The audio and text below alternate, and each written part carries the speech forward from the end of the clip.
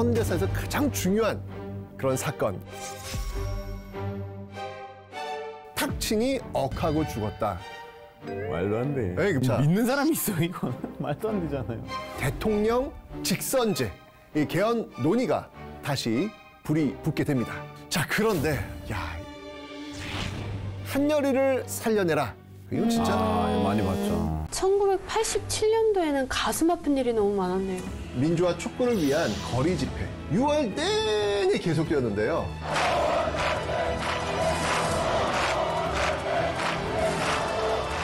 대통령 직선제 합의해서 드디어 직선제 합의가 한 거네. 제9차 개헌안을 완성합니다. 자, 하나, 둘, 셋, 만세! 더 크게, 만세!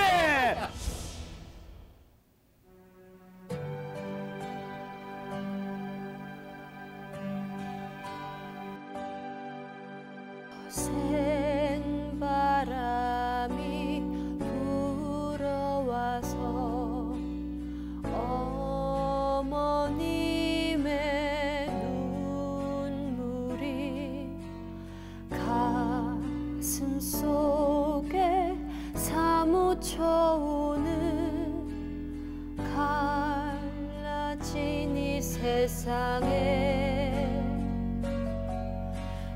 민중의 넋이 주인 되는 참 세상 자유 위하여 시퍼렇게 숨을 들어도 강물 저가리라.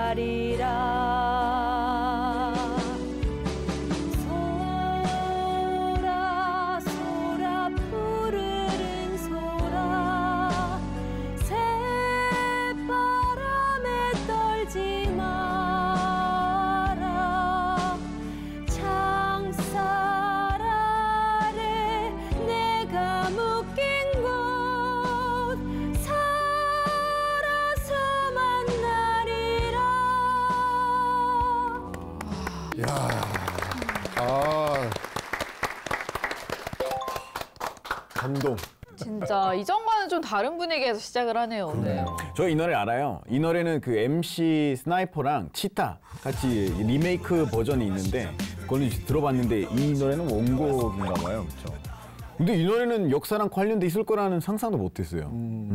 이 노래가요, 1987년에 안치환의 소라소라 푸르른 소라라는 노래로 이제 발표가 됐는데, 노동시인 박영근 시인이 1984년에 낸 시를 개작한 거예요. 그래서 가장 사랑받은 민중가요입니다. 가요나는 민중가요는 거예요. 민중가요. 예, 민중가요. 요 앞에 계신 예원 씨라든지 나희 씨, 요 세대에도 좀 생소할 수 있을 텐데 주로 이 8, 90년대 그 학생운동과 노동운동 현장에서 부른 노래를 민중가요라고 이야기합니다. 그 안치환의 그 소라소라 푸르른 소라는 민중가요를 딱 부른다고 했을 때 이 노래를 빼놓고는 이야기할 수 없을 정도로 워낙 대중화되어 있는 그런 노래였죠. 대학교 때 과방에 가면 네. 많은 친구들이 이렇게 민중가요 이렇게 부르고 있었어요. 오늘 우리 소리 학생 나왔으니까 좀 궁금한데 저희 때는 정말 무조건 민중가요. 한 번 더 쳐다오 막 이렇게 불렀는데 요즘은 어때요? 사실 저희는 민중가요라기보다는 응원가를 많이 부르고요. 응원가. 민중가요는 학교 교양 수업에서 들어본 적이 있어요. 제가 대중음악의 이해라는 교양 수업을 들었는데 그때 이제 배우면서 이렇게 배웠습니다. 아, 그래요? 야, 시간이 이렇게 또 많이 흘러갔네요. 저도 이제 곧 수업 시간으로 들어가겠네요. 자, 오늘 우잘몰 주제는요. 이 노래가 가장 절실하게 불렸던 시기에 일어났던 현대사에서 가장 중요한 그런 사건. 어찌 본다면 우리 현대사는 이 사건 전과 후로 나뉜다 라고도 할 수 있는 정말 중요한 사건이거든요. 자, 여러분, 이 대한민국에서 국민이 투표를 통해 대통령을 뽑는 것 너무 당연하잖아요. 네. 그죠? 네, 지금 대선이 다가오고 있습니다. 네. 기호 몇 번 뽑으실 건가요? 네. 하여튼 다들 뭐 마음속에 있으실 거 아니에요. 그죠? 저는 없어요. 왜냐면 투표권이 없어요.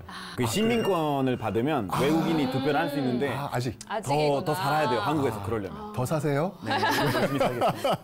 국민이 대통령 뽑는 게 너무 당연하다라고 우리는 생각하고 있습니다. 근데 이 당연함이 당연하지 않았던 시절이 있었거든요.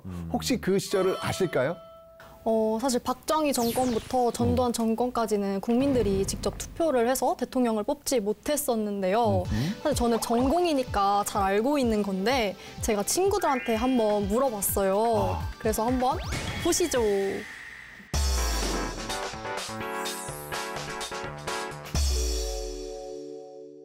대한민국 대통령을 국민이 직접 뽑게 된 것은 언제부터일까? 직접 뽑게 된 거. 이승만 대통령 때 아닙니까? 광복 이후 48년이요. 노태우 정부 때? 6월 민주항쟁 이후라고 알고 있어요. 6월 민주항쟁? 대통령 직선제를 이끌어낸 결정적 사건이 뭔지 알아?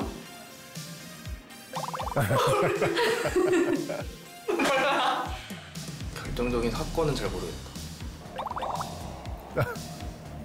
발치견 때? 정확하게 잘 모르겠어. 6월 민주항쟁. 6월 민주항쟁 이후라고 알고 있고 그 이후에 일반인들뿐만 아니라 지식인 계층까지 정권에 압력을 가해서 그 이후에 바뀌게 되었다고 알고 있어요.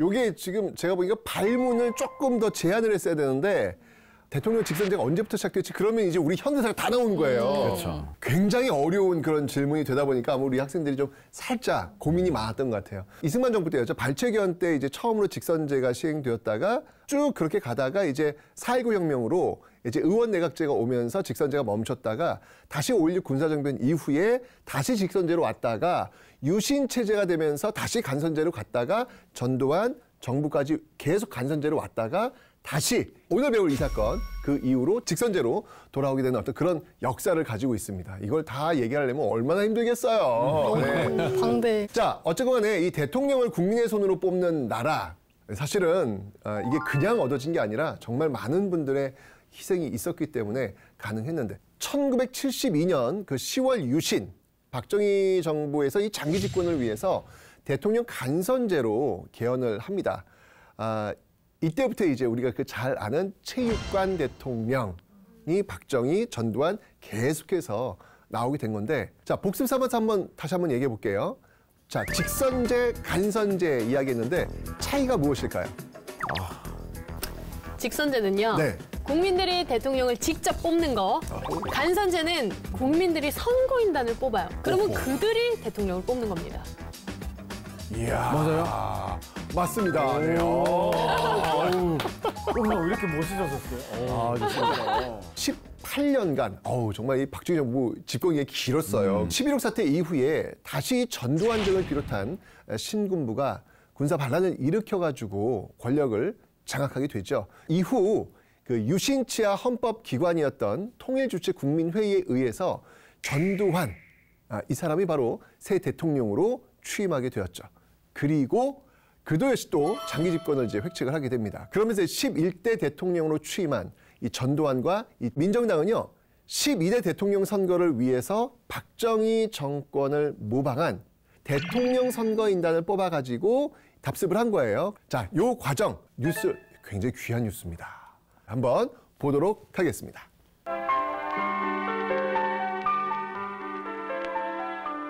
지난 2월 11일 우리 헌정사상 처음으로 제11대 대통령을 선출하기 위한 선거인 선거가 전국 각 투표소에서 일제히 실시됐습니다.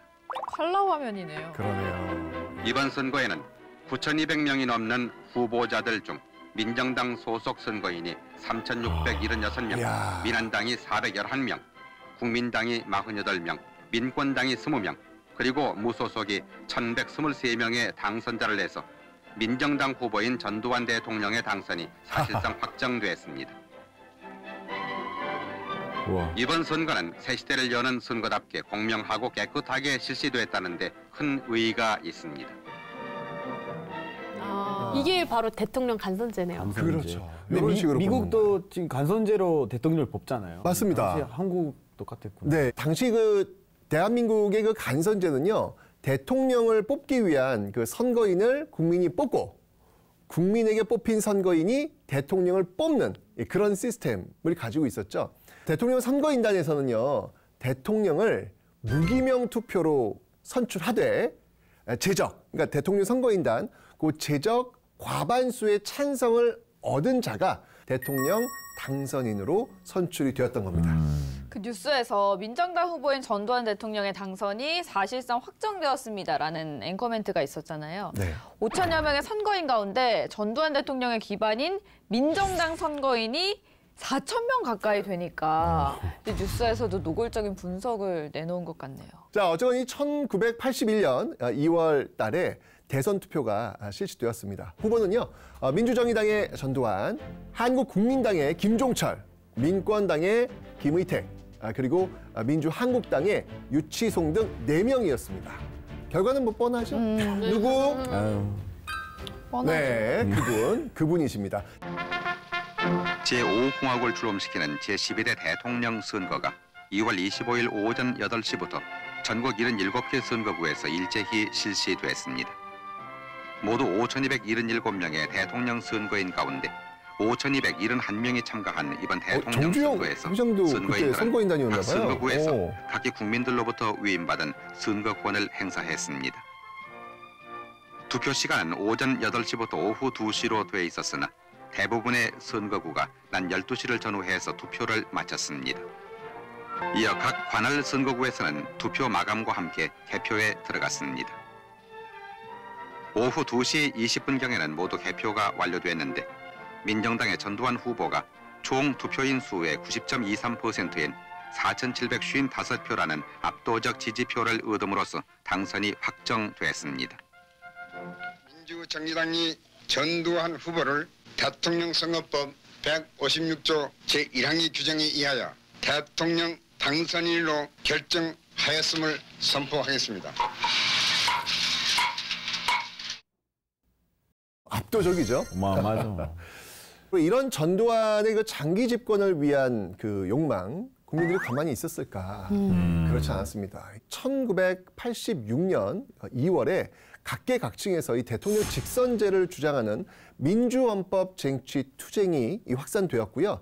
1년 전 총선에서 제1야당으로 급부상했던 이 신한민주당의 1000만 개헌 서명 운동이 돌입되면서 이 개헌 논의가 확산이 됩니다. 자, 이 야당과 민주화 세력은요, 대통령 직선제 쟁취를 목표로 연대하기 시작했는데요.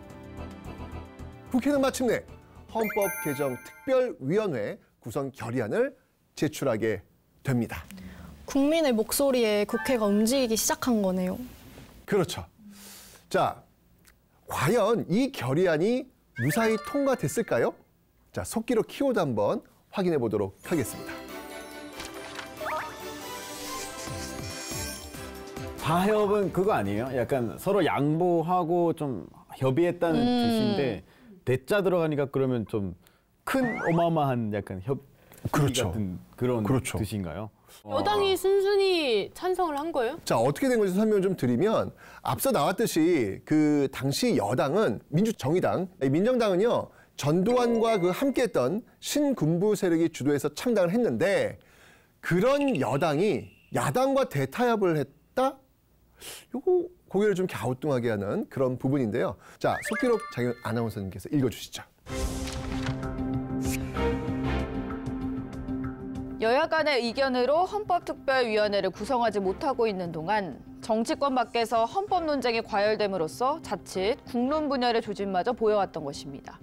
이러한 상황에서 지난 4월 30일 청와대 3당 대표 초청회담과 6월 3일과 4일 양일간에 걸친 야당 대표와의 단독회담을 통해서 국회에서 여야가 합의하여 헌법 개정안을 조속히 마련하는 것이 전국의 안정은 물론 민주주의의 발전에 도움이 된다고 하는데 의견의 일치를 봄으로써 대타협의 전기가 마련되었던 것입니다.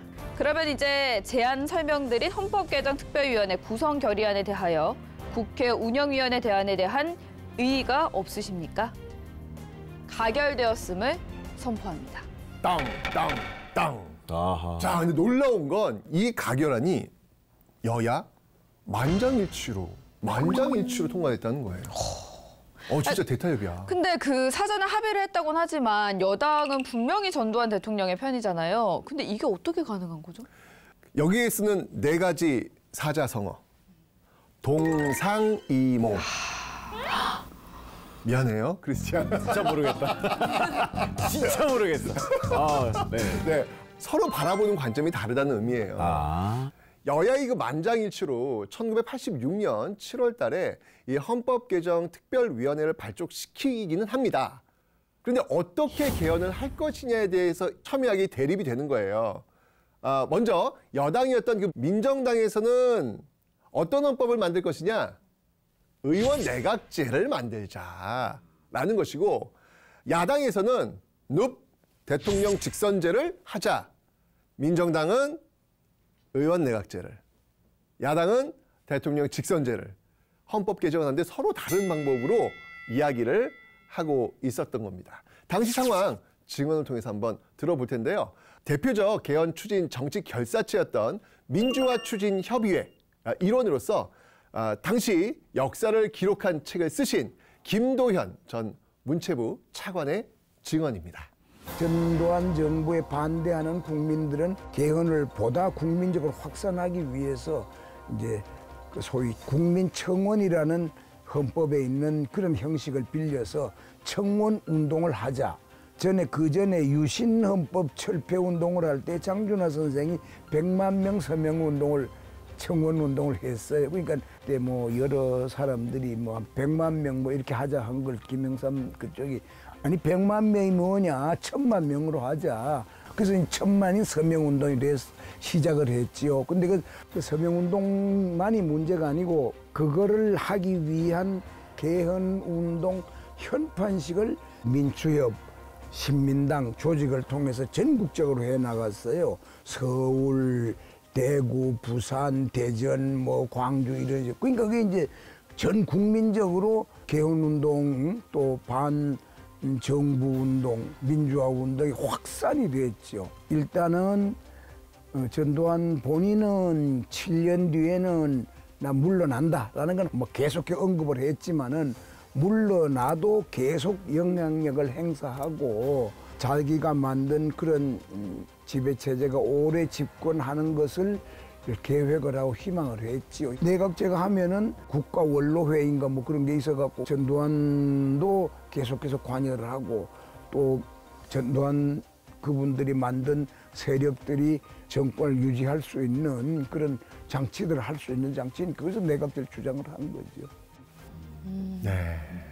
여당은 헌법을 개정하는 거에 동의를 하지만 대통령 직선제에 동의한 것은 아니다. 그렇죠. 이 상황이네요. 맞습니다. 그러니까 대통령 직선제가 헌법 개정의 핵심인데 이렇게 나오는 거면 그냥 타협하는 척만 한 거네요. 어떻게 신용만. 그렇죠. 이런 상황 속에서 1987년도에 아주 안타까운 그런 사건이 벌어지게 됩니다. 자, 사진을 한번 보시죠. 자, 여기 누군지 혹시 아시나요? 박종철 열사.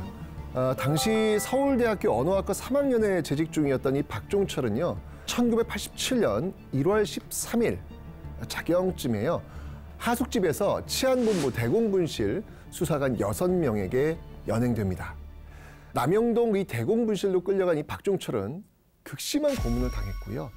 단 하룻밤 만에 결국 사망하고 말았습니다. 제가 이거는 또 잘 알고 있는데 네. 박종철 열사는 대학문화연구의 선배이자 민주화 추진위원회 지도위원으로 수배하고 있던 박종훈을 잡기 위해 연행된 거였는데요. 공안 당국이 취조실에서 박종철에게 박종훈의 소재를 물었지만 쉽게 순순히 대답하지 않았고 그 결과 끔찍한 고문을 당하게 되었습니다. 이 박종철은요, 1987년 1월 14일 치안본부 대공수사단 그 남영동 분실 509호 조사실에서 사망을 합니다. 11시 45분경이었는데요. 급하게 이 중앙대 용산병원으로 옮겨졌지만 의사가 검진했을 당시에 이미 숨져 있었다고 합니다. 아니 도대체 얼마나 고문을 했길래 하루 만에 그렇게 되는 거예요?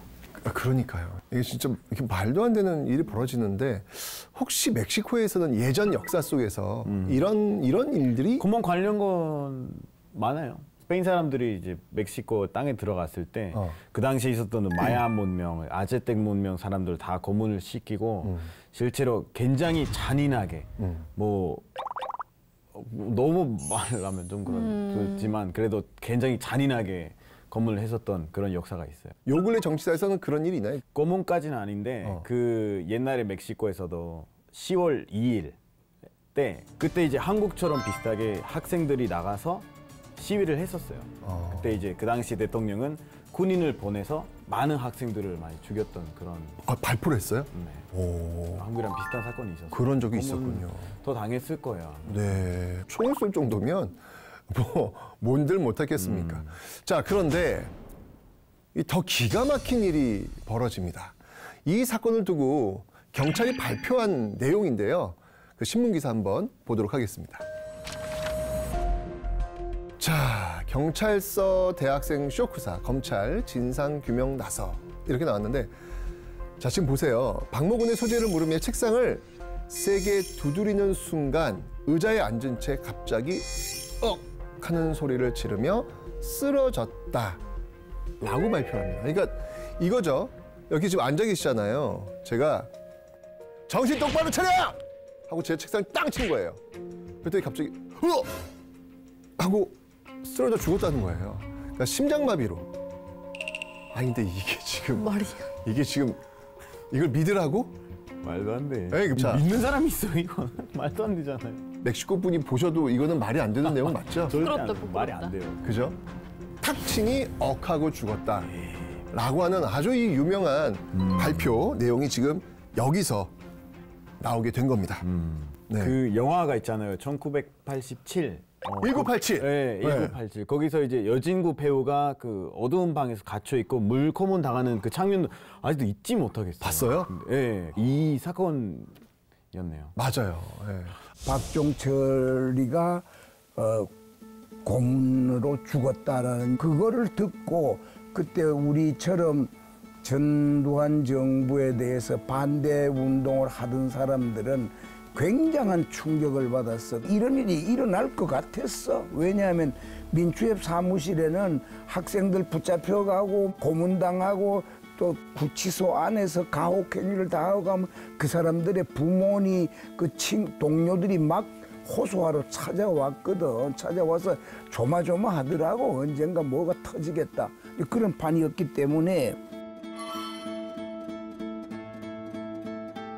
당국에서는 처음에 이제 박종철이가 왜 죽었냐 그랬더니 고문해서 죽은 게 아니라 강민창이라는 치안국장이 신문 과정에서 이렇게 말해라 그렇게 툭 쳤더니 이 사람이 옥하고 쓰러져서 죽었다 이랬잖아요. 그런데 사실은 그때 현장에 왔던 의사가 첫 그 진단에서 아니 이거 폐가 물이 차서 부풀어 있더라. 뭐 이런 진단이 나왔어요. 나오고 정보부하고 치안국에서는 이거 그냥 고문해서 죽은 게 아니라 그냥 이렇게 충격으로 보니 이렇게 쓰러져 죽었다는 걸로 하려고 했는데 그게 도저히 안 되니까 뭐 신문 과정에서 약간의 가혹 행위가 있었다. 그렇게 발표를 했었지요. 자, 폐에 물이 찼대요. 그럼 무슨 고문일 것 같아요? 물고문. 한 의사가 양심 선언을 통해서 밝히게 되는 것이거든요. 묻혀질 수도 있는 건데 아니다 이건 고문이다 라고 이제 알려지게 되면서 이게 이제 많은 사람들이 분노하는 그 계기점이 된 거예요. 이후 2월, 3월 사실 2월 달은 그 학생운동의 비수기입니다. 왠지 아십니까? 방학? 방학이잖아요, 방학. 쉽지 않다고요. 근데 이게 지금 너무 분노가 지금 막 올라온 거예요. 2월, 3월 이 전국 주요 도시에서 시위가 전개되었고요. 점점 더 불타오르면서 4월 2일 서울대학교 학생들의 학부모 130여 명이 시국 관련 이 구속 학생의 징계 철회를 요구하면서 철야 농성을 벌이게 됩니다. 이 국민들의 이 민주화 요구는 더욱더 거세졌고요. 자, 이러면서 대통령 직선제, 이 개헌 논의가 다시 불이 붙게 됩니다. 자, 그런데 이런 상황 속에서 전두환 대통령의 담화문이 발표가 됩니다. 언제냐면 1987년 4월 13일인데요. 이걸 우리는 4.13 호환조치라고 이야기합니다. 이어야 합의를 통해 좋은 헌법이 마련되기를 희망해오던 전두환 대통령은 4월 13일 특별 담화를 통해 이제 합의 개원에 전망한 절망적이고 더 이상 기다릴 시간적 여유도 없게 됐다고 지적하고 다음과 같이 말했습니다.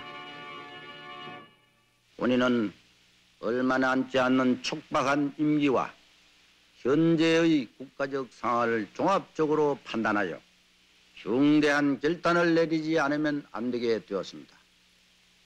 이제 본인은 임기 중 개헌이 불가능하다고 판단하고 현행 헌법에 따라 내년 2월 25일 본인의 임기 만료와 더불어 후임자에게 정부를 이양할 것을 천명하는 바입니다.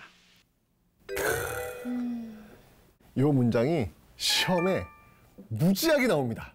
왜냐하면 이게 이제 이후 6월 항쟁의 그 도화선으로 바로 연결되기 때문에 이번 사파처리를 해놓고 그렇네요. 여기다 이제 문구 만들어 놓고 이 사건이 계기화되어서 나온 것에 대한 설명으로 옳은 것은 이렇게 나온단 말이에요. 이분께서 이때 이 담화를 발표하면서 내가 이 수능 시험에서 이렇게 중요한 말을 하길 줄 알았을까요? 저도 한 번쯤은 본 것 같아요. 그럼요. 이건 뭐 너무 많이 나온 거라서. 자, 지금 전두환이 지금 이렇게 지금 약속을 한 거예요. 대통령 선거인단 선거와 대통령 선거는 공정한 그 자유경선의 분위기가 보장되는 가운데 차질 없이 실시할 수 있게 모든 노력을 다할 것이다. 또 민정당의 후임 대통령 후보는 조속한 시일 안에 국민의 지지를 받을 수 있는 인물 가운데서 당원 절차와 민주 방식에 따라 전당대회에서 선출되도록 할 것이다. 들어보면 되게 멋진 말 아닌가요? 네. 들리기는 그렇게 들리는데 사실상 개헌은 못하겠다라는 거잖아요. 맞습니다. 자, 물러서는 척하면서 모든 개헌 논의를 금지하는 조치를 내린 겁니다. 이 조치를 우리는 4.13 호환조치라고 이야기합니다. 자, 왜 호환조치라고 하냐면 보호한다 할 때 그 호자예요. 헌은 헌법할 때 헌자예요. 헌법을 수호하겠습니다. 멋진 말이죠. 말인데? 근데 그 헌법이 체육관 대통령 헌법. 이거를 지키겠습니다. 이 얘기를 한 거잖아요. 진짜 끝까지 간선제를 포기를 하지 않겠다라는 거를 표현한 거네요. 그럼요. 왜 이미 전두환, 그다음에 노태우 이게 다 되어 있었거든요. 그리고 또 노태우 당선되면 거기에 이제 전두환 나도 이제 어느 정도 지분을 갖고 내가 역할을 할 거야 라고 다 그림을 그리고 있었는데 이렇게 박종철이라는 사람이 또 죽고 막 시위 있으니까 뭐지? 안 해! 라고 지금 이야기를 하는 상황이 지금 벌어진 겁니다. 자, 이러자 국민 각계각층에서는요 4.13 호환 조치가 바로 장기 집권의 음모라고 비난했고요. 개헌 요구의 강도는 점점 더 높아지게 됩니다. 이 전두환 정부의 그 기대와는 좀 반대로 이 호환 조치가 오히려 국민들의 그 민주화 요구에 불을 댕기는 역효과를 낳게 된 것이죠. 자, 이튿날이었던 4월 14일 천주교 김수환 추기경, 아이고 유명하신 분이잖아요, 그죠? 이 김수환 추기경 등 정말 각계 인사들이 호환 조치를 비판하는 시국 성명을 발표하게 됩니다. 5월에 아주 중요한 또 사건이 하나 벌어지게 됩니다. 1987년 5월 18일 어떤 날인가요? 5.18 민주화운동. 5월 18일이라고 하는 이 의미는 끊임없이 그 에너지를 분출시키는 그러니까 전두환 정부의 명분 없음, 정당성 없음을 끊임없이 이야기해주는 날이 5월 18일이에요. 그래서 이 5월 18일 날 천주교 정의구현 전국 사재단에서 박종철 군의 그 고문 치사 사건이 은폐, 조작되었음을 폭로하게 되죠. 박종철 군 사망 당시 경찰은 바로 이 물고문에 가담했던 경관은요 딱 2명이었다라고 발표를 했는데 천주교 그 정의구현 전국 사재단에서 경찰이 3명 더 있었다라는 의혹을 제기한 것이죠. 결국 경찰은 이 은폐 조작을 시인하게 됩니다. 사실 누구나 이 사건이 은폐되고 조작되었다는 거를 의심을 하고 있었겠지만 이렇게 나온 이상 파급력이 엄청 컸을 것 같아요. 전국은요 더욱더 격동하기 시작합니다. 민주화를 요구하는 시위가 전국에서 일어나게 되는 것이죠. 전두환 정부의 그 핵심이 정의사회 구현 아니겠습니까? 근데 계속 거짓말을 해. 이거 말이 안 되는 거죠. 결국 5월 23일 박종철 고문살인 은폐 조작 규탄 범국민대회 준비위원회가 결성이 됩니다. 자, 이들은요, 야당과 연합해서 민주헌법 쟁취 국민운동본부, 줄여서 국본이라고 하는데 이걸 조직하고 6월 10일 범국민 규탄 대회를 열기로 결정합니다. 그 전두환 정권은 어떻게 대응했나요? 이번에도 역시 힘으로 누르려고 했죠. 경찰은 6월 7일부터 검문 검색을 강화했고요. 옛날에 참 검문 검색 많이 했던 것 같아요. 지하철역에서 올라오면 경찰이들이 있었던 것 같아요. 네, 그래서 항상 신분증 확인하고 여기 왜 오셨습니까? 이거 물어봤던 것 같아요. 네. 그런 이 검문 검색을 강화했고요. 8일 밤에는 110개 대학을 수색하게 됩니다. 기본적으로 들어가서는 안 되는 곳이 세 공간이 있다 그랬잖아요. 첫 번째가 야당 당사, 두 번째가 종교 기관, 세 번째가 대학인데 그냥 들어가서 그냥 수색을 그냥 해버린 겁니다. 전국 경찰은요, 6월 10일 이 가포 비상에 들어가게 됩니다. 그뿐 아니고요, 경적을 울리지 못하도록 경찰은요, 버스 회사와 택시 회사에 차량 그 경음기를 떼어내고, 왜냐면 이제 그 당시에 많은 사람들이 같은 시간에 어떤 국민들의 저항을 보이는 몇 월 며칠 몇 시 하면 동시에 막 울리고 이제 그런 식으로 저항을 하니까 이거 못하게 하려고 다 경음기, 경주기 다 떼어낸 거예요. 그리고 그 기사 교대 시간도 바꾸라고 지시를 하게 됩니다. 그리고 이 거리에서 이 시민들이 애국가를 제창하는 것을 막기 위해서 오후 6시만 되면 내보내던 그 애국가 5개 방송, 옛날에는 6시만 되면 동해물과 백두산이 이렇게 울렸어요. 진짜요? 네. 그런데 이때쯤 되면 그 울리는 게 어떤 저항의 메시지로 많은 사람들이 같이 따라 부르는 거예요. 그러니까 이것조차도 금지 시키는 그런 모습들을 보이고 있는 겁니다. 아주 완전히 입을 딱 봉쇄시키려고 여러 방법들을 썼던 것이죠.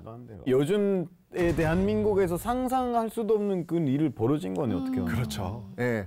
항쟁을 막기 위해서 전두환 정부가 정말 엄청나게 지금 압박하면서 탄압하고 있는 그런 모습이 지금 보여지고 있는데, 그때 너무 안타까운 사건이 또 벌어지게 된 거예요. 사진 한번 보시죠.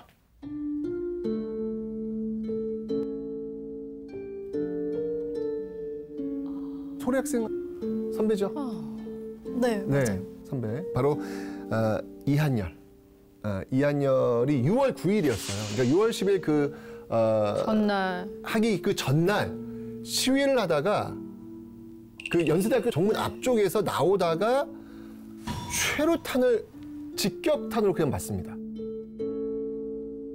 진짜 1987년도에는 가슴 아픈 일이 너무 많았네요. 고문해서 사람을 죽이지 않나, 최루탄 쏴서 사람을 죽이지 않나, 이거 어떻게 이런 일들이 지금 벌어지는지. 이게 이제 1987에 나왔던 그런 장면이잖아요. 그죠? 이때 그 1987에서 이한열 역할을 했던 배우는 누군지 혹시 아십니까? 이름 기억 안 나. 여진구만 기억하는구나. 네. 강동원 배우. 어쨌건 두 사람 다 잘생겼다라고 해가지고 또 이게 화제가 되었던 그런 어떤 모습이 있긴 있습니다. 제가 이때 고등학교 1학년인가? 뉴스를 보는데 이런 거 잘 안 나와요. 학생들이 시위를 하는데 화염병을 던져가지고 경찰차에 불이 타는 모습. 뭐 이런 것만 나오는 거예요. 언론에서는 그 앵글을 잡는 데 있어가지고 학생들이 이렇게 피해보는 장면보다는 경찰들이 피해보는 장면을 통해가지고 당시 시위대가 나쁘다라고 하는 것들을 자꾸 이야기를 해주려고 한 거죠. 결국요, 이한열 이 사건을 계기로 해서 민주항쟁은요, 정말 6월 10일 날 정말 그 에너지가 한데 모여가지고 그냥 빵 하고 폭발되어 버린 것이죠. 시위 대열에서는요, 한열이를 살려내라, 이런 구호가 끊임없이 터져 나오는 그런 모습들을 보이고 있었죠. 그리고 이때 아주 유명한 판화가 있습니다. 제가 보여드릴게요. 이건 진짜 많이 봤죠. 한열이를 살려내라, 너무나도 유명한 판화입니다. 이게 이제 그때 최루탄을 맞고 쓰러지는 장면이고요. 이한열이 입원한 그 세브란스 병원에 찾아왔던 그 화가 최병수라는 분이 이한열이 최루탄에 맞아 쓰러지는 그 장면을 학생들과 함께 판화로 제작을 한 겁니다. 이한열 열사 하면 가장 먼저 떠오르는 그림이 이 그림이잖아요. 그래서 이 그림이 학생들에게 슬픔과 분노를 일으켰고 또 투지를 북돋아 주었던 것 같아요. 요즘 연세대학교 학생들에게 이한열 선배란? 어때요? 학교에서 매년 행사를 해요. 그래서 학생회관 앞에 이렇게 사진이 크게 걸려가지고 좀 기리는 행사 같은 것도 있고 학교 정문 앞에 비석같이 이렇게 있어요. 딱 쓰러지신 그 부분에. 그래서 저도 항상 지나다니면서 숙연해지고 그렇게 하거든요. 저희 학교 선배로서 마음도 많이 안 좋고 그런 자유를 위해서 힘써주신 거에 대해서 되게 감사하게 생각하고 있습니다. 아, 그래요? 또 이게 한 30여 년 또 시간이 흘러가지고 역사 속으로 이렇게 또 묻혀 들어가면 어떡하나 뭐 그런 생각도 들었는데 이한열 선배에 대한 그런 생각들을 갖고 있군요. 자, 여러분 제가 2월 항쟁 때 이 모습을 좀 한번 사진을 통해서 보여드리도록 하겠습니다. 회사원들이 그래서 이제 이때 이걸 뭐라고 하냐면 넥타이 부대, 넥타이 부대라고 표현을 해가지고 이제 왔죠. 근데 이분들도 역시 마찬가지로 예전 학생 시절에 그 유신 체제와 5.18 민주화 운동을 경험하면서 지금 올라온 거예요. 그리고 주부들도 그 자식을 잃은 어떤 그 엄마의 마음이겠죠. 여기 지금 보시면 스님들도 나오셨고 여기 신부님이세요. 종교인들까지 정말 그러니까 각계각층이 모두 거리에 쏟아져 나와가지고 그때가 그 더운 여름에 최루탄 가스 엄청 터지고 있는데 얼마나 고생했을까. 그때 그 영상을 보면 최루탄 가스 딱 터질 때 이 명동 일대에서 사람들이 팍 이게 터져 도망가는 그런 장면들을 보게 되면 질문을 던지게 되는 거예요. 왜 저분들은 저 고생을 하면서 저 뜨거운 아스팔트 위에 서 계셨을까? 라는 그 질문을 던질 수밖에 없더라고요. 보통은 시위를 생각하면은 학생들이나 야당이 주도해서 이렇게 한다고 생각을 많이 하는데 전 진짜 놀랐어요. 주부들. 그리고 넥타이 부대. 온 국민이 뭔가 다 들고 일어난 것 같아요. 전국에서요 500여만 명이 참여했다고 합니다. 전국적으로 벌어진 이 반독재 민주화 운동이었는데요. 나중에 그 6월 항쟁 때 거리에 울려 퍼진 가장 대표적인 구호, 그 구호가 뭐였냐면요. 바로 호헌철, 저희 그 리듬도 알아요. 호헌철폐 독재타도.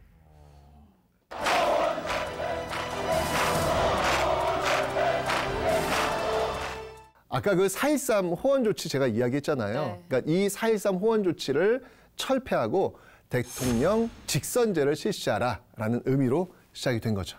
민주화 촉구를 위한 거리 집회, 6월 내내 계속되었는데요. 특히 6월 26일 시위에는요, 전국 33개 도시와 4개 군읍 지역에서 무려 100여만 명이 참가합니다. 6월 항쟁 중 정말 최대 규모를 기록하게 되었는데 이렇게 6월 항쟁이 계속 전개되는 과정 속에서 정말 드라마틱한 반전이 일어나게 됩니다. 민주발전을 위한 일대 결단이 내려지면서 국민화합의 계기가 마련되었습니다. 노태우 민정당 대표위원은 6월 29일 대통령 직선제 개헌 등 시국 수습책을 담은 특별 선언을 발표했습니다. 다음 날 노태우 대표위원은 전두환 대통령을 예방 정식으로 시국 수습책을 건의했습니다. 이어 7월 1일 전두환 대통령은 시국 수습에 관한 특별 담화에서 노 대표의 건의를 전폭적으로 수용한다고 밝혔습니다. 본인은 여야가 조속한 시일 내에 대통령 직선제 합의해서 개헌이 확정되면 임기 중에 새로운 헌법에 따라서 제13대 대통령 선거를 실시하고 88년 2월 25일 후임 대통령에게 평화적으로 정부를 이양할 것을 천명하는 바입니다. 네. 드디어 직선제 합의를 한 거네요. 맞습니다.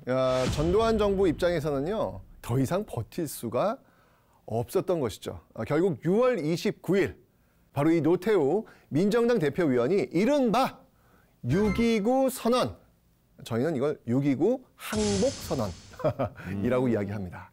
6.29 선언이라는 이 직선제 개헌 시국 수습 특별 선언을 발표하게 되는 것이죠. 내용을 살펴보면요, 여야 합의에 의한 대통령 직선제 개헌과 이 평화적 정부 이양의 실현, 자유로운 출마와 공정한 경쟁을 보장하는 대통령 선거법 개정, 여기에 김대중의 사면 복권도 들어가게 됩니다. 드디어 개헌이 제대로 시작되겠네요. 맞습니다. 그때는 뭐 굉장했어요. 막 그 성명이 나가니까 커피집에서도 오늘은 커피값 안 받습니다. 맥주집에서도 오늘은 공짜입니다 말이지. 더구나 나처럼 막 노상 잡혀다니고 피해다니고 하던 사람, 아 진짜 나는 그렇게 느꼈어. 해방이 왔구나. 자유구나. 이젠 잡혀갈 일 없겠네. 이젠 뭐 뒤에 따라다니는 놈 없겠네. 체류탄 쏟아질 일 없고. 그래가 뭐 사람들 뭐 길에 그 26일 날까지 그 체류탄 흔적이 길에 있었던 거 전부 쓸고 말이지. 정말 해방의 날이 아마 해방이 8년 뒤에는 갑자기 와서 그런 거 몰랐는데 이번에는 뭐 다 안 돼서 와서 정말 해방의 날이었죠. 아 정말 이때는 저도 기억해요. 엄청났고요. 어떤 분이 뭐라고 하냐면 6.25 선 나온 다음날 자기는 놀랍게도 식당에 가서 밥을 먹는데 주인이 돈을 안 받더래요. 오늘 기분 좋은 날이니까 그냥 마음껏 들고 가세요 그러는 거예요. 기분 좋아가지고 맛있게 먹고 나왔는데 그다음에 커피집에 갔대요. 커피집에 거기도 무료래요. 저녁에 맥주집을 갔대요. 거기도 무료였대요. 와. 그래서 6.29 선언 프리데이. 그렇게 했던 정말 많은 국민들이 너무 행복했던 것이죠. 생각해 보세요. 박정희 정부 유신 체제부터 이 전두환 정부 이런 그 10년이 넘는 엄청난 그 시간 동안 눌리고 눌렸던, 그리고 또 그 안에 있었던 가슴 아픈 5.18 민주화 운동이라는 그 상처, 이런 것들을 다 지금 어루만지면서 이게 터져가지고 지금 결국 얻어낸 거기 때문에 그 기쁨이 좀 이렇게 나오지 않았을까라는 어떤 그런 생각이 듭니다. 국민들의 힘으로 6.29 선언까지 받아냈으니 네. 거칠 것이 없는 것이죠. 자, 그래서 국회에서요, 실제적인 논의가 시작이 됩니다. 정치적 민주주의 쟁취는 헌법으로 구체화돼야 이게 과실이 나오는 거니까요. 그죠? 자, 그래서 이 8월 17일 국회 개헌 특위 첫 번째 회의가 열렸는데요. 전 정말 이 국회에서 6월 항쟁의 그 결과물을 만들어낼 수 있는 실질적 첫 작업이잖아요. 속기로 키워드 한번 보도록 하겠습니다. 자, 바로 이렇게 합의 개헌을 하는데 합의. 사실 아까도 근데 합의 개헌 있었잖아요. 대타협 있었잖아요. 그죠? 근데 그때는 여당은 의원내각제, 야당은 직선제. 서로 달랐죠. 그런데 지금은 같이 직선제. 이걸로 이제 가게 되는 것이죠. 1987년 7월 24일 이 개헌협상 전담 기구였던 8인 정치회담 구성에 합의했고요. 이어 제9차 개헌안을 완성합니다. 이 협상 과정에서 가장 큰 쟁점은요, 대통령 임기를 4년 중임, 그러니까 미국식이죠. 네, 트럼프 저번에 떨어졌죠. 4년하고 한 번 나오고 또 한 번 할 수 있는 그 기회, 4년 중임으로 할 것이냐, 아니면 6년 단임으로 할 것이냐. 왜냐면 그 이전에 8차 개헌이 7년 단임이었잖아요. 그러니까 1년 줄여가지고 6년 단임으로 할 것이냐. 요게 쟁점이었어요. 그동안 이 군사 독재 체제의 그 장기 집권으로 연임에 대한 우려 좀 있죠. 이게 사람 한 번 잘못 만나면 몇 년 동안 우리는 고생한다. 뭐 이거를 경험했기 때문에 이게 또 연임을 하는 거는 좀 뭔가 부담스러웠던 거예요. 그래가지고 그냥 5년 단임제로 타협을 보게 됩니다. 9월 18일 여야 합의로 직선제 개헌안이 발의됐고요. 10월 12일 국회에서 의결, 뒤를 이어 국민투표가 실시가 됩니다. 여기서 무려 93.1%의 찬성으로 확정이 되었죠. 이틀 후인 10월 29일 드디어 이 헌법이 공포가 되었습니다. 그때 국민들이 진짜 기뻤을 것 같아요. 진짜 대한민국의 개헌의 역사를 보면 항상 권력자의 압박이나 갈등 속에서 좀 헌법을 고쳐왔고 그중에 심지어 악법도 있었잖아요. 그러니까요. 근데 오늘 우리가 공부하는 제9차 개헌 같은 경우에는 국민들의 뜻에 따라서 완벽한 여야의 합의에 의해서 이뤄진 거기 때문에 훨씬 더 감격스러운 것 같아요. 국민들은 너무너무 좋았고요. 국회의원들 역시 좋았죠. 의원 동지 여러분, 우리는 마침내 우여곡절을 거쳐가면서 헌법 개정안을 통과시켰습니다. 그 심해가 그동안의 과정을 생각하고 오늘날 대한민국이 직면한 현실을 아울러 생각할 적에 어찌 감회가 없다 하겠습니까? 반대 토론도 자유롭게 하고 또 따라서 압도적인 찬성 지지도 전혀 아무런 작용을 받지 않고 의원 스스로가 이것을 결심하셨다는 것은 대한민국 건국 이래 재헌헌법 그것을 제정한 이래 9번의 시행한 개헌의 과정 속에서 일찍이 우리 민주정치사, 국회 사상 없었던 것이라고 하는 것을 말씀드려줍니다. 합의 개헌을 완성시키고 합의 개헌의 완성을 위해서 여러분이 매진했다고 하는 것, 이것은 서슴지 말고 여러분들 우리 다 같이 자부심을 가지고 오늘 이 과업을 완수했다, 이렇게 해도 좋지 않은가, 이렇게 생각합니다. 이곳이 국회의사당만 아니면 소리 높여 만세를 불러도 좋습니다. 진짜 만세가 절로 나오지, 정말. 만세 한번 해볼까요? 자, 하나, 둘, 셋, 만세! 더 크게, 만세! 아니, 들려야지. 삼창이랬어, 만세! 아, 좋습니다. 아니, 근데 진짜 국회에서 만세를 부르는 게 사실은 쉽지는 않잖아요. 그러니까요. 치열한 논쟁이 이루어지는 어떤 그런 공간인데 이렇게 여야 할 것 없이 만세를 부르자라는 이야기. 야, 이건 정말 역사의 쾌거고 역사의 전진이다. 라는 것을 우리가 확인하는 그런 시간이 아니었는가라는 생각이 듭니다. 새 헌법에서 가장 눈에 띄는 것은요, 대통령 5년 단임 그리고 직선제였는데 여기에 그친 게 아니라 전문에 보면요, 과거 헌법과 좀 다른 내용들이 들어가 있습니다. 3.1 운동으로 건립된 대한민국 임시정부의 법통과 불이에 항거한 4.19 민주 이념을 계승한다라는 점을 명확히 했습니다. 이 4.19 민주 이념을 계승한다는 것은요, 바로 이 독재 정부에 대한 국민 저항권을 설정한 것. 이게 지금 우리 헌법 정신에 들어가 있다는 것이죠. 그러면 독재 정권에 국민이 맞서 싸운다라는 것은 굉장히 정당하다라는 걸 법으로 명시를 한 거네요. 네. 지금 이제 대선이 다가오고 있습니다. 지금 우리가 뽑는 이 대통령은 바로 이 6월 항쟁의 결과, 바로 1987년 6월 항쟁의 결과 만들어진 그 헌법에 의해서 지금도 우리는 대통령을 뽑고 있는 거예요. 네. 지금 30년 넘는 기간 동안 지금 대통령을 87 항쟁의 그 헌법에 의해서 뽑고 있는데 이제는 좀 헌법을 바꿔야 되는 거 아니냐라고 하는 이야기도 있어요. 근데 그걸 차치하고 우리가 지금 이렇게 대통령을 우리 손으로 뽑을 수 있었던 그런 계기는 바로 이 사진. 제가 아까 이야기했잖아요. 왜 이분들 이 뜨거운 6월 그 아스팔트에서 땀 뻘뻘 흘리면서 게다가 최루탄 냄새 장현 아나운서님 맡아보신 적 있어요? 없죠. 소리 학생은 맡아본 적 있어요? 없습니다. 죽어요.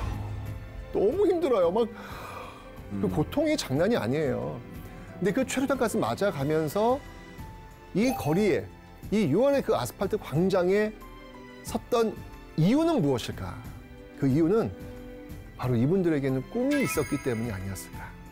그 꿈은 바로 이 사람 뒤에 오는 사람들에게만큼은 기호 1번이건 기호 2번이건 기호 3번이건 자기가 원하는 대통령을 자기 손으로 마음껏 뽑을 수 있는 그 세상을 꼭 물려주겠다라고 하는 꿈, 그 꿈이 바로 이분들을 광장에 서게 하지 않았을까. 감사해야 되는 사람들이에요. 그럼요. 그래서 여러분들이 이번 대선 투표장에 나가셔서 받는 그 하얀색 투표 용지는 저는 이분들의 피와 땀이 녹여있는 그 종이다라는 생각이 듭니다. 우리는 그분들이 만들어 놓은 이 결과물에 대해서 정말 겸허한 마음으로 우리 뒤에 오는 사람들에게 좀 더 건강한 대한민국을 어떻게 물려줄 수 있을지 정말 고민하면서 우리가 남이가 이런 거 말고 제발 이제 그런 거 말고 정말 더 건강한 대한민국을 물려줘야 된다는, 우리도 역사에 무임승차하지 말아야 된다는 그 일념으로 신중한 한 표를 참여하고 행사해야 되지 않을까라는 그런 생각을 다시 한번 해보게 됩니다. 6월 항쟁 여러분들 정말 감사합니다. 네, 자, 오늘 우리가 해야 될 오늘 나는 이것을 알게 되었다. 오늘 나는 피땀으로 읽어낸 자유의 가치를 알게 됐다. 지금은 너무나도 당연한 것들이 당시에는 당연하지 않았었고 그분들의 그런 희생과 노력이 있었기 때문에 지금의 자유를 저희가 누릴 수 있다고 생각이 진짜 많이 들었어요. 그래서 그 가치를 바로 알고 우리가 그걸 잘 지켜내기 위해서는 열심히 정치에 참여하고 이런 식으로 행동해야겠다라는 걸 다시 한번 깨닫게 됐습니다. 굉장히 포괄적인 답변을 주셔서 굉장히 긴장하실 것 같아요. 저 답변에서 벗어나기가 쉽지 않을 듯한데. 땀이 나지? 자, 지금부터. 겹쳐야지 뭐 그냥. 나희 씨? 네, 오늘 나는 새삼 감사함을 알게 되었다. 감사함? 네. 왜죠? 좀 먼 얘기고 사실 남의 얘기 같기도 한 그런 과거에 희생되신 분들에 대해서 내 친구일 수도 있고 내 가족일 수도 있었던 분들이고 현재까지 우리가 그 영향을 받고 있는 그런 걸 생각하면 정말 그 희생이 헛되지 않은 거에 대해서 꼭 그분들도 아셨으면 좋겠고 너무 감사하다는 생각을 다시 한번 새삼 느꼈습니다. 오늘 나는 코문이 없는 세상의 소중함을 알게 되었다. 멕시코도 예전에 그랬고 보니까 이제 한국에서 이제 코문을 해결체라고 생각했던 그 나라의 지도자들은 너무 인간이 아니다라는 생각을 확실히 들었어요, 이번에는. 지금 이 순간에 살고 있다는 게 다행이라고 생각하게 되는 그런 시간이 되었던 것 같습니다. 좋습니다. 네, 오늘 나는 우리가 곧 받아들게 될 투표용지는 그냥 흰 종이가 아니다라는 것을 알게 됐어요. 그러니까 맞습니다. 이전에는 그 종이 한 장이라고 생각을 했던 것 같아요. 근데 오늘 이 과정을 쭉 들어보니까 이 대통령을 뽑기 위해서 우리가 얼마나 더 공부를 열심히 해야 되는지 공약을 더 철저하게 살펴보고 검증해야 되는 게 우리의 역할임을 좀 알게 된 것 같아요. 맞습니다. 오늘 우리 소리학생제 마지막 출연이신데 어떠셨나요? 한번 소감 한번 좀 듣고 싶어요. 녹화일 기준으로 해서 며칠 전에 이한열 열사 모친께서 별세를 하셨다는 소식을 접하고 마음이 별로 안 좋았는데 이렇게 녹화장에 와서 선생님의 수업도 들으니까 좀 더 의미 있었던 시간이 됐었던 것 같고 제가 기대하던 것보다 훨씬 더 많은 것들을 알려주셔서 저도 많이 배워가는 시간이었던 것 같아요. 정말 감사합니다. 아유, 감사합니다. 진짜. 또 시간 되시면 오세요. 불러만 주신다면 나오겠습니다. 네. 시청자 여러분의 소감도 궁금한데요. 우절모 국회사 인스타그램과 국회방송 홈페이지와 유튜브에 댓글을 남겨주세요. 오늘 나는 무엇을 알게 됐다. 댓글을 남겨주신 분들 가운데 추첨을 통해서 최태성 선생님의 사인이 담긴 역사도서를 선물로 보내드리겠습니다. 이전에 당첨자는 각 응모 사이트에서 만나보실 수 있습니다. 모두가 우잘알 국회사가 되는 그 순간까지 저희가 함께하도록 하겠습니다. 시청해주신 여러분 정말 감사하고요. 다음 주에 또 만나도록 하겠습니다. 안녕히 계세요. 감사합니다. 고생하셨습니다. 고맙습니다. 고맙습니다. 고맙습니다.